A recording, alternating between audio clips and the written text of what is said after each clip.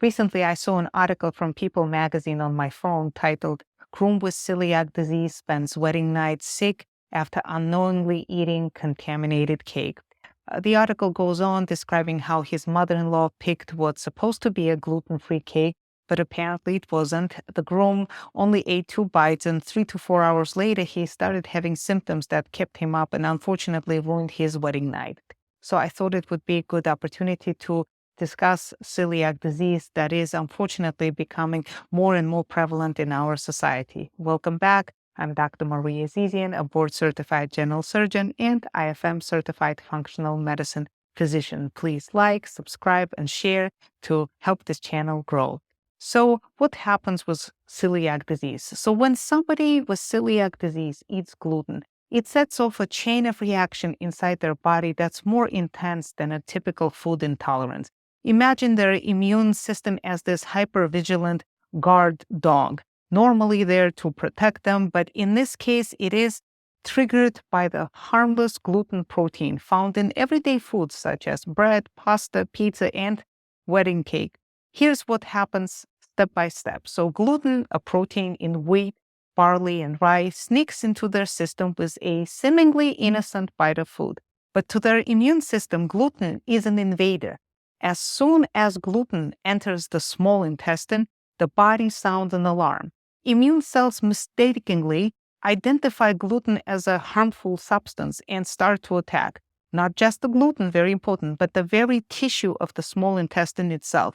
The immune system's attack damages the villi, which are small finger-like projections that line the small intestine. And these villi are crucial for absorbing nutrients from the food. As they become flattened and destroyed, the body struggles to soak up vitamins, minerals, fats needed for our health. The person might feel the effects within hours or even days. And symptoms include, for example, sharp abdominal pain. Well, the gut reacts to damage. Bloating and gas as digestive system becomes more inflamed. Diarrhea and or constipation will signal that digestion has gone off track. Nausea and vomiting, the body's way of rejecting gluten. Fatigue from all this energy drain as the body fights this internal battle. So what component of gluten causes these symptoms? Gluten consists of 2 main proteins, gliadin and glutenin. In most cases, it is gliadin that is the trigger for immune system.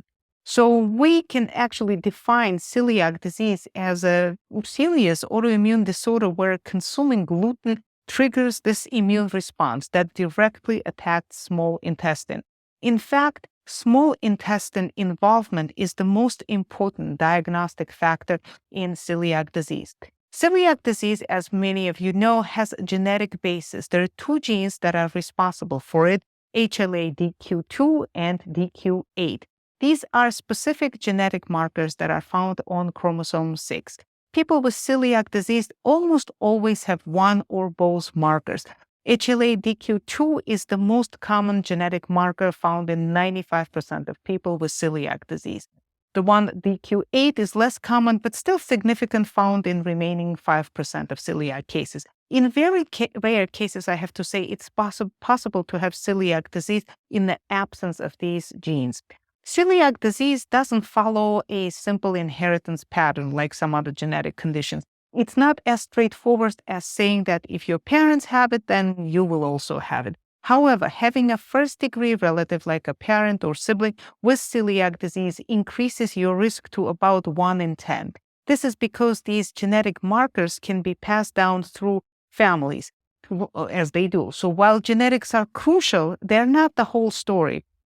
Not everyone with these genetic markers will develop celiac disease. A pioneer in his field, Dr. Alessio Fasano, discovered that for celiac disease to manifest, 3 factors are needed. Number 1, trigger, such as gluten. Number 2, genetic predisposition, such as presence of one of these genetic markers, DQ2 or DQ8. And finally, the presence of a leaky gut. That may explain the fact that the prevalence of celiac genes in the general population is 1 in 35, but only 1 in 105 will develop a celiac disease. On that note, when we do genetic tests in our clinic, we sometimes see that the patient may have both genes and be completely asymptomatic, at least in from GI standpoint. So let's summarize the symptoms of celiac disease. They can be wide-ranging and severe, including obviously the symptoms of IBS like abdominal pain, bloating, diarrhea, constipation, fatigue, but also weight loss, skin rashes, and joint pain. There's a special rash that is called dermatitis herpetiformis. That is a classic cutaneous manifestation of a celiac disease. It is a chronic skin condition that causes intensely itchy, blistering, sometimes skin eruptions. Thankfully, it only affects 10% of people with celiac disease. It actually shows up as clusters of small, itchy bumps, and they could be on elbows, knees, buttocks, scalps, and the itching can be very intense, and scratching may actually lead to secondary infections and scarring. So when patient is suspicious, has a rash suspicious for this dermatitis herpetiformis, diagnosis could be, of course, made clinically. Sometimes a skin biopsy helps because it shows deposits of special IgA antibodies, specific for celiac disease, and also blood test for celiac disease antibodies helps. How do we diagnose celiac disease in general? So remember, because there are other similar disorders such as gluten sensitivity, weight intolerance, and more. The best way to diagnose celiac disease is through blood tests for IgA antibodies. Also, in some cases, a biopsy of the small intestine is indicated. It's a little bit more invasive, obviously. Genetic testing is very helpful, but it's not everything. The main treatment for celiac disease is essentially a gluten-free diet because there are no medications, there are no other suggestions to really guide the patient. So that's why sometimes the effort is spent more on the treatment rather than on the diagnosis. As I mentioned, lots of similar conditions such as gluten sensitivity or weight intolerance, they have this very similar symptoms, perhaps not as severe as in celiac disease, but similar symptoms. So usually the recommendation is to stop eating gluten-containing food. And of course, genetic testing is very helpful. Blood testing is helpful, but sometimes there's still a little bit of uncertainty because unfortunately, diagnosis of celiac disease is not always 100% straightforward.